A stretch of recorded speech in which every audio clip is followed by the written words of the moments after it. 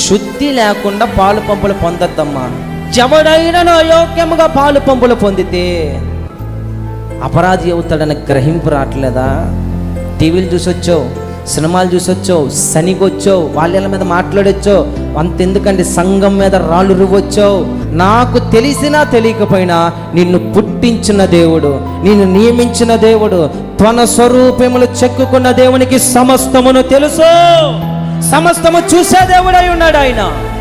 నీ హృదయములో ఏమి పరిగెడుతుందో, నువ్వు దేనికోసం పరుగులాడుతున్నావో, నువ్వు దేనికోసం ఆరాటపడుతున్నావో, నువ్వు దేనికోసం సిద్ధపడుతున్నావో, నువ్వు దేనికోసం చేతులెత్తుతున్నావో ఆయనకి తెలీదా? ఎంతమంది మారు మనసు కోసం పరిగెడుతున్నారు, ఎంతమంది నిత్య జీవం కోసం పరిగెడుతున్నారు, ఎంతమంది వాక్యం కోసం పరిగెడుతున్నారు, ఎంతమంది పాటల కోసం పరిగెడుతున్నారు, ఎంతమంది సహవాసం కోసం పరిగెడుతున్నారు, ఎంతమంది దేనికోసం పరిగెడుతున్నారు ఆయనకి తెలియదా? తెలీదా? ఈరోజు మన పరిగేంటి?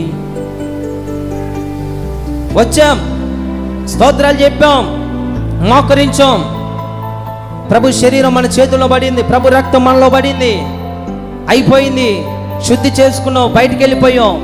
ఏమైపోయాం? మళ్ళీ తర్వాత ఏమైపోయాం? మరల తర్వాత సొమ్మసిల్లిపోయాం, రోగిగానే ఉంటున్నాం, బలహీనతలను ఎదుర్కొంటున్నావు, నిత్య జీవానికి నువ్వు అర్హులుగా మార్చబడ్డావని నీవు అనుకుంటున్నావు.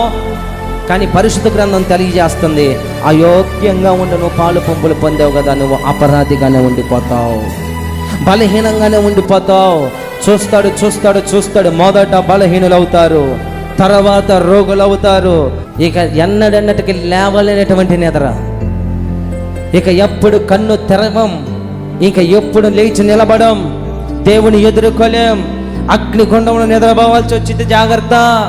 ఎవడైనను అయోగ్యంగా పాలు పంపులు పొందితే అపరాధి అయిపోతారు. శుద్ధి లేకుండా పాలు పంపులు పొందొద్దమ్మా.